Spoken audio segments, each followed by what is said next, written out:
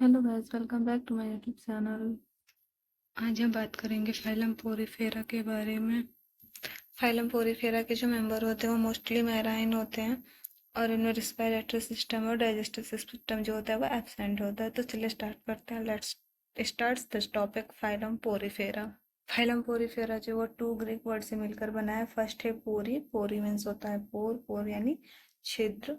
और फिर इनमें से होता है बियरिंग यानी बियर करने वाले, यानी ऐसे एनिमल जिनकी सारी बॉडी पे पोर्स पाए जाते हैं, जैसे कि members of Porifera are pore bearing animals commonly known as sponge.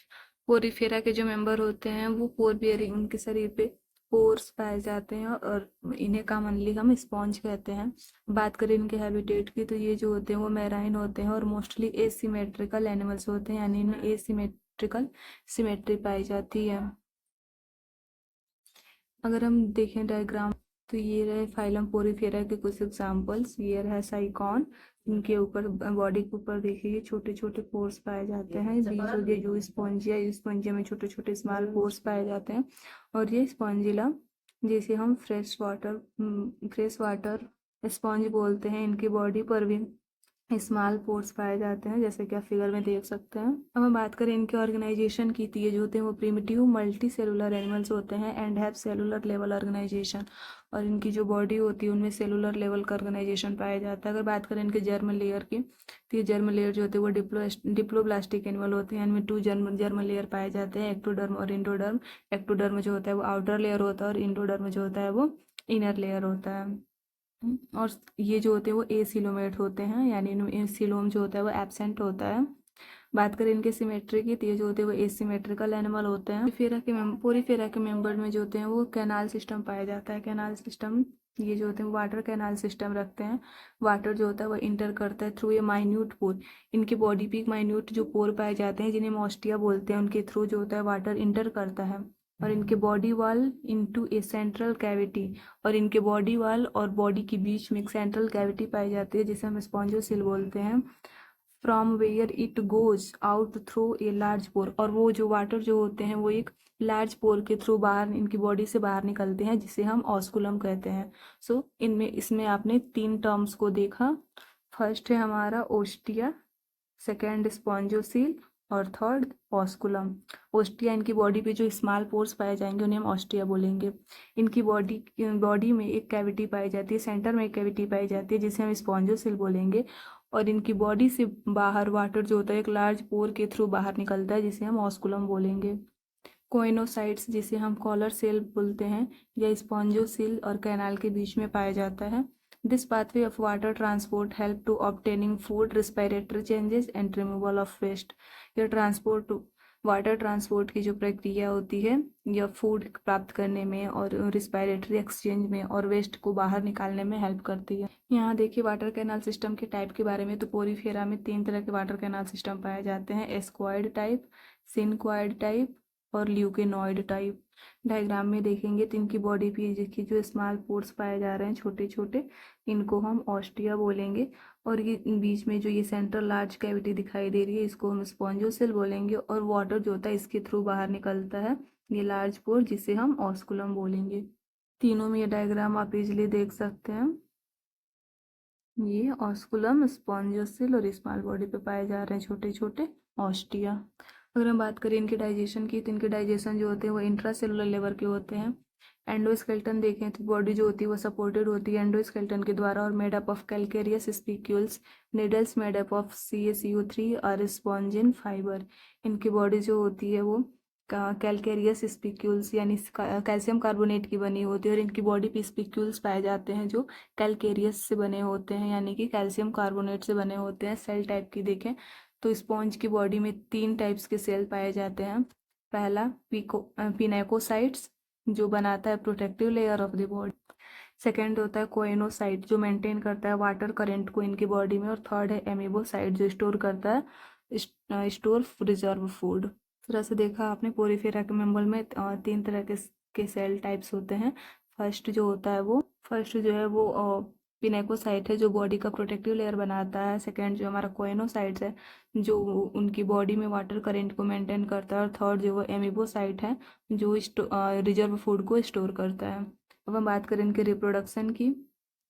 अब हम देखिए इनके रिप्रोडक्शन की, तो ये जो होते हैं वो हर्माफ्रोडाइट होते हैं, यानी ये बाइसेक्सुअल होते हैं, यानी मेल सेक्स ऑर्गन और फीमेल सेक्स ऑर्गन जो होते हैं वो एक ही एनिमल पे पाए जाते हैं। और ये प्रोड्यूस करते हैं ओवा और स्पर्म सेम इंडिविजुअल के द्वारा। स्पॉन्जेस जो होते हैं रिप्रोड्यूस करते हैं sexually by fragmentation and sexually bye formation of gamete.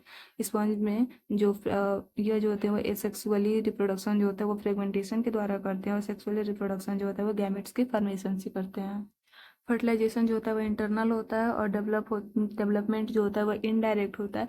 Development indirect होने का मतलब इनमें लार्वल स्टेज पाया जाता है। देखिए, having a larval stage which is morphologically distinct from the adult. और वो क्या होता है, एडल्ट से मॉर्फोलॉजी में डिस्टिंक्ट होता है। क्वेश्चंस आएंगे कि इनके लार्वा को बोलते क्या है, तो स्पंज के लार्वा को हम बोलते हैं एम्फीब्लास्टूला। एम्फीब्लास्टूला,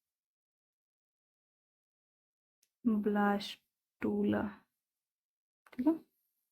अब हम देखिए फाइलम पोरीफेरा के मेंबर कौन कौन से हैं, तो ये रहा इनका साइंटिफिक नेम और इधर रहा इनका कॉमन नेम।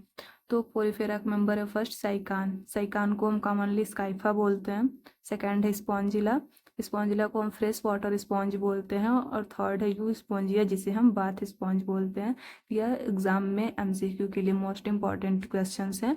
ये हम साइकान को कॉमनली स्काइफा बोलते हैं, स्पॉन्जिला को कॉमनली फ्रेश वाटर स्पॉन्ज बोलते हैं, और यू स्पॉन्जिया को बाथ स्पॉन्ज बोलते हैं। अब हम बात करेंगे फाइलम पोरीफेरा से रिलेटेड मोस्ट इंपॉर्टेंट एमसीक्यू के बारे में जो हर बार एग्जाम में पूछे जाते हैं। तो फर्स्ट क्वेश्चन है हमारा, which of the following is a characteristics features of phylum Porifera. Phylum Porifera का कैरेक्टरिस्टिक्स फीचर्स क्या है। ए दिया है presence of notochord, B water canal system, C दिया है सेगमेंटेशन ऑफ द बॉडी, और डी दिया है बायलैटरल सिमेट्री। हमने पढ़ा कि इनमें जो फाइलम पोरीफेरा के जो मेंबर होते हैं उनमें नोटोकार्ड जो होता है वो एब्सेंट होता है। इनकी बॉडी जो होती है वो सेगमेंटेड नहीं होती, और इनमें ये जो होते हैं वो एसिमेट्रिकल होते हैं। Our correct answer is water canal system. Question number 2, what type of symmetry is found in most sponges. Sponges में किस तरह की सिमेट्री जो होती है वो पाई जाती है। ए दिया है बाइलेटरल, बी दिया है रेडियल, सी दिया है एसिमेट्रिकल, और डी दिया है पेंटामेरस।